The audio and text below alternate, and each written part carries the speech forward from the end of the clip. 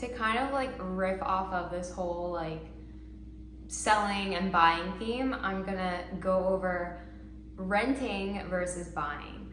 So, I lived with my family basically until I moved down here to Florida. So my first time renting was down here. What I did was I got a realtor that was down here in the area. She like would FaceTime me and show me different apartments, and then I found one that looked decent, and I blindly, filled out the application and then was accepted and moved into my first apartment, first time living completely alone like that. And yeah, so that was scary.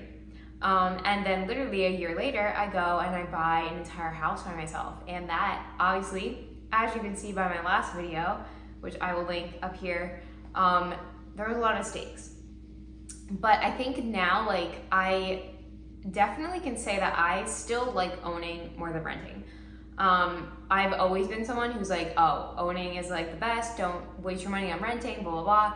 But obviously, like, there's pros and cons to both, of course. And for some people's lifestyles, yeah, it does make sense to rent, especially if you move around a lot. But owning is just, there is a lot more freedom. And it just, I don't know, it makes more sense in my mind for the most part, especially if you know, like, that's the area you want to be, that's where you want to stay, that's where you want to like put down roots and stuff. So let's talk about the pros of renting are that you don't have to worry about maintenance. So when I was in my apartment, one day, like randomly, the microwave just short-circuited and it just broke. And I am someone who uses the microwave all the time. So I just told my landlord, hey, this randomly just shut off. It was absolutely fine, I didn't do anything. So she ordered some microwave on Amazon and it came to the apartment. So there's like little things like that where you don't have to like worry about like going out and getting a new microwave yourself. You don't have to worry about like if an appliance breaks or something, like the landlord is responsible for that. Obviously you have to look at the terms of your lease too, because sometimes like down here for like pest control and stuff, like in the apartment building, or it was like a condo complex that I lived in, like they did external, the outside, pest control, but you were responsible for inside, and it was you, like your landlord doesn't take care of it either. So if you got a problem, like you got to call, because I guess they just assume you're the dirty person and they just think it's because of that, but that's not always the reason. Especially down here in Florida, stay on top of that. So certain things like that, or you think you may not be responsible for it, but then you kind of are. But again, so it's all that maintenance. Like the maintenance for the most part is taken off of you and put onto the landlord for like big deal things. However, with that, it's not like you can do things that you want to do. Like for the most part, maybe unless you, depending on the type of place you rent, whether it's an apartment or a condo or like a little like I guess it depends on the area too. Like in major places like down here in Florida, you're not necessarily gonna be renting like an entire house. But I guess like in some like smaller, more like older buildings and stuff, you may have more leeway with that kind of stuff. But like, so let's say painting or like doing DIY, like there are renter friendly DIYs and stuff, but like I don't feel like I live there. Like you don't know how long you're gonna stay there. So like why put in all this work if you don't own it? So that's why I'm always like, I would do the bare minimum. Like I didn't even unpack when I was living in my first apartment because I knew that I was gonna be buying after that first year. So I'm like, why even unpack? I didn't unpack anything. Like the guys who I used to move my stuff down here, they brought it up the stairs into my apartment and I didn't even touch it from where they placed it on the floor. Half the boxes just stay there. So there's a lot of like stuff like that where it's just, it feels weird. It feels like you can't necessarily like get comfortable. I mean, that's because I only lived in like a dorm like 1 year or two. So like, I don't know, maybe if you're used to that in college, it might be a little different, but like, I just feel like it's such a waste to like unpack and like settle in when you know that you're not staying there forever. I mean, sometimes you can, but you don't know what's gonna happen with the landlord. They may sell their place and then you have to leave or, stuff like that. So yeah, so you can't, like, personalizing is, to an extent, yeah, you can, but it's not like, oh, I want this kind of really crazy, like, awesome fridge or oven, like stuff like that, or like a new washer and dryer, like it's not really up to you to make those decisions unless you randomly are gonna buy that for the landlord. Like maybe they'll take it off your rent, I don't know. But so there's things like that. Now obviously with a lot of communities typically that you're renting in, you do have the amenities, but people own in those kind of buildings too. I've never lived in like a luxury place. But you have more like the fitness centers, the pools and all that kind of stuff. So yeah, like you don't have to do your own lawn maintenance. You don't have to do your own pool upkeep. You have like a fitness center, like things like that could be a benefit of renting depending on the type of building that you use, especially in like the more metropolitan cities and stuff like that. But then the cons, which are the reason why I was like, so, oh my God, I have to get out of here and buy a place, was the noisy neighbors. And I feel like everyone has to deal with this, but I am so sensitive to all that. And like my mom is too, so I think it's like a genetic thing. But I literally it's weird because I didn't have anyone below me, which means I could jump around and I wouldn't be bothering people. And no one was above me. So I didn't have to worry about like someone vacuuming over my head at like 5 o'clock in the morning. Now, other people do. That's why like it's always good if you can, when you are renting, make sure you're on like the top floor. So, and typically like it's not, especially for women, like don't live on the first floor. Like live on the second floor if you can. It's just better, it's safer, whatever. But I had a woman that was like adjacent to me, and she was an older woman, and apparently she like couldn't hear. So she would blast her TV, and now I am someone who is awake at 4 o'clock, so I know that she was blasting her TV, and the soap operas were like blasting into my bedroom at like all hours of the night. And then she had a dog that she was like physically incapable of like taking the dog out to go to the bathroom, so she would have to wait for a dog walker to come take the dog out to like pee, to like twice a day. But besides those 2 times, the dog would be barking nonstop because it would need like, I don't know, entertainment. It maybe need to pee, maybe eat food. And that was horrible. So I listened to a dog barking nonstop and her soap operas. It was wild. And I believe it was a lot of the piping, like the sound travels through like the pipes and stuff, and like the drains on the roof and things like that, where it's just, I can't deal with that. Like, that is horrible. And that's why I'm so scared to ever live in like a building where there's like people on all sides everywhere. Like that is just, that's not cool. And sometimes you have to like pay to do your laundry. Like some places, and obviously in like New York and stuff like that, like you don't have your own washer and dryer, which is mind-boggling to me. Like, oh my God, no. Why would I pay to do laundry too? Like that's stupid. And now obviously I personally make it so I don't have to do a lot of laundry. I do like 1 load a month, but that's weird. And that's like such a college thing. That would suck. There is, obviously you don't know what your landlord's gonna do, so they can all of a sudden raise your rent. You're not really sure what to expect. But again, as we know, your mortgage raises too, depending on the property taxes, the insurance, and all that stuff. So I feel like that's like similar, and people can't say, oh, well, your landlord can just raise your rent, whatever. Like, yeah, but you also can just leave then. Like, it's not a big deal. You can just leave. Go find another apartment.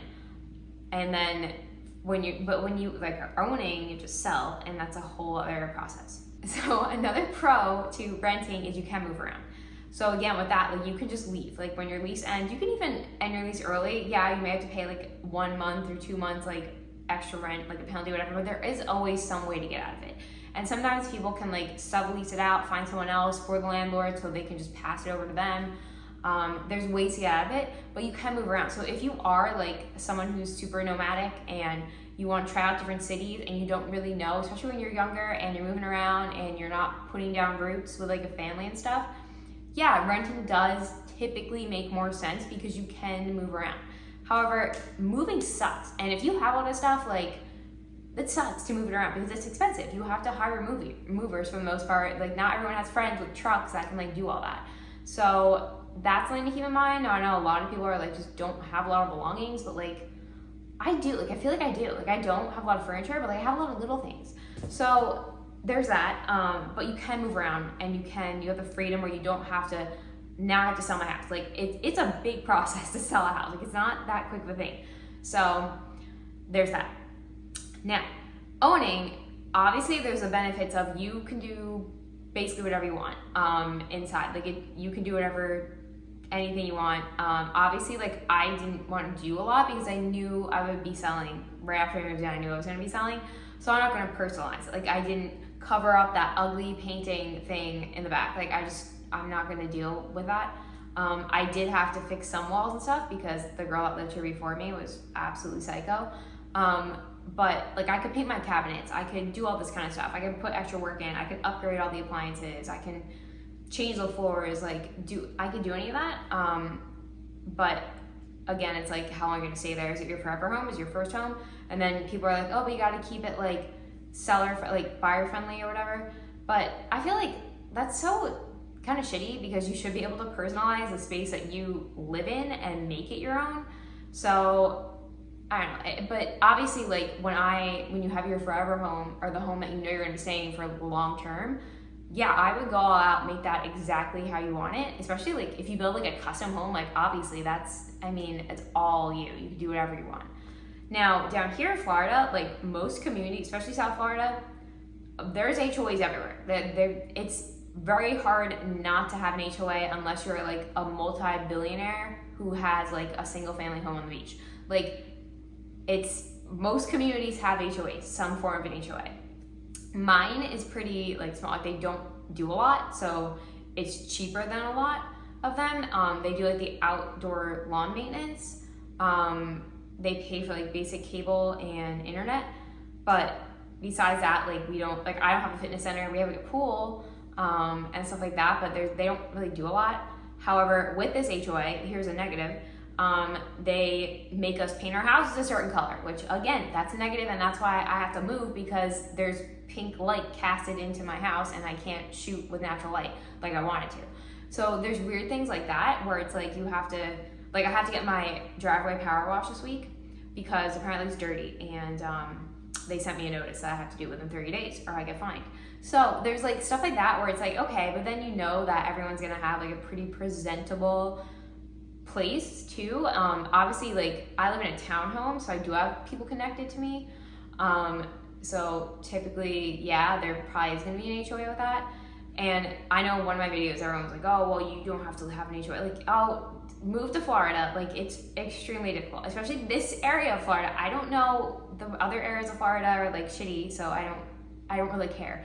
But I'm saying down here, most communities have HOAs because they're typically all condos, apartments, or like townhouses. So that's just how it is. So a con of owning is you do have to take care of everything.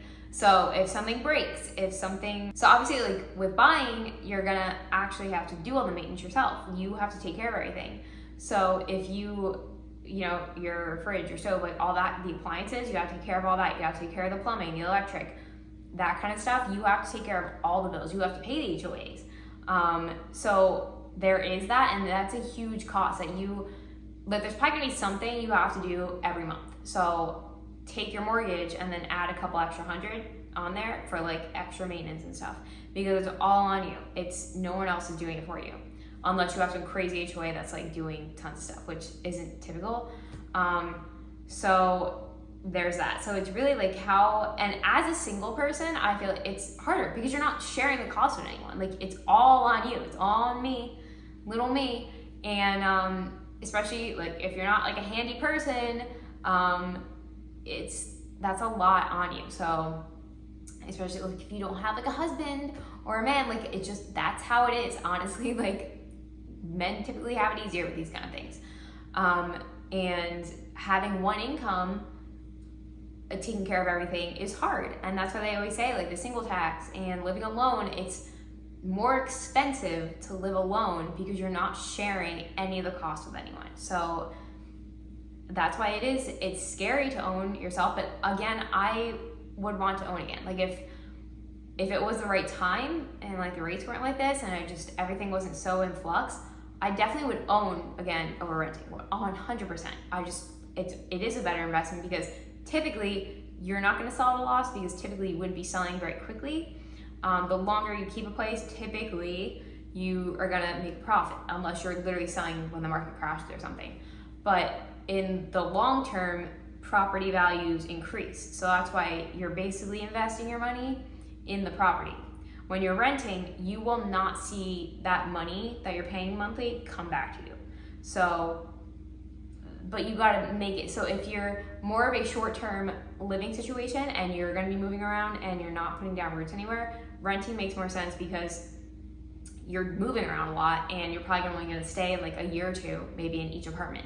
When you're owning, though, you should plan on staying there for longer, and so then it makes more sense to buy. So I think there's usually like calculators you can do, like rent versus buy, and they show you like at what point in the timeline will you break even, like will it make sense to buy versus rent, and you can see like where the graph, like it'll be after 3 years, 5 years, like that kind of a thing.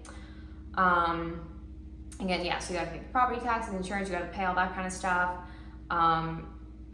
You gotta do everything yourself, so it's just more of a very hands-on process. Actually, another con of renting is the whole like moving out situation. Like down here, I see like it's usually first month's rent, last month's rent, and the security deposit, which typically is like a month worth of rent, but I know some places do it where it's like they base it off of your credit score sometimes, and like it'll be like only a couple hundred or so.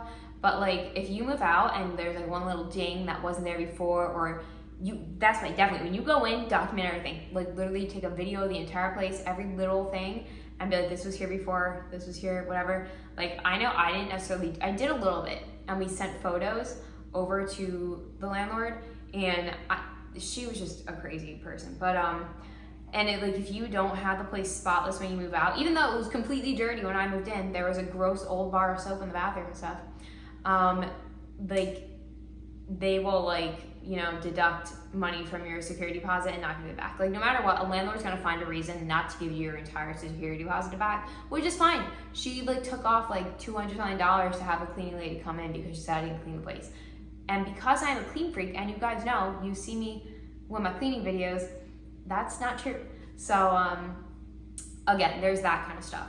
So it really is a case-by-case basis, and obviously like renting versus owning, it's gonna be different for everyone.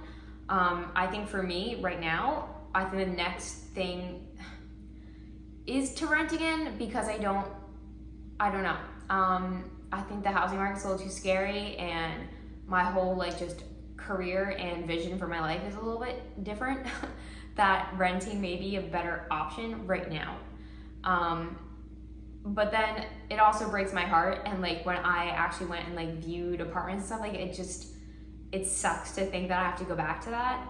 And I want to be able to like live in a place and like feel comfortable, like completely unpacking and stuff, and like make it a home. But it's a lot of work and a lot of stress when you're completely by yourself doing it. So it's like, do I want to take that burden off and just kind of go back to renting, knowing that that's not going to be where I'm going to be staying forever? Or do I want to own and just have a lot of compounded stress on top of other stressors that I have? Probably mental health wise, it's better to rent right now than it is to own. But again, like if you're just ready to like settle down, get married, have kids, that kind of thing, obviously try to buy. I mean, you want to have like a nice place for your family to like really settle in. But if you're still like young and floating around and not really sure what the heck's going on, you're in your 20s and you don't know what you're doing, renting probably is the better option. And I know a lot of people are getting roommates, which is wild. Like I don't know, if you can't afford to live in an area, don't move there. And people are moving here without jobs, without any type, like they are literally looking for apartments for like $1,000, something like that. You're not going to find a studio for that. So you kind of just have to evaluate everything. And obviously every area of the country is so different now too. Like it's hard to even say, like some places it's better to own versus rent. So you have to look at the market like that too. Some places the rent's still like super high. So that's why owning may be better. Even with the rate, sometimes it pans out.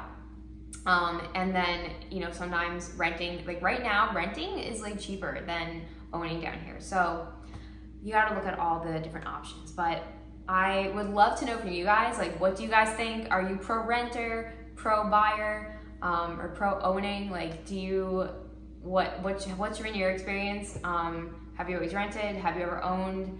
and then gone back to renting? Have you ever rented and then finally owned and now you still own? Like, let me know your stories. I would love to hear. But yeah, so like, comment, subscribe, and I will see you guys back here next week.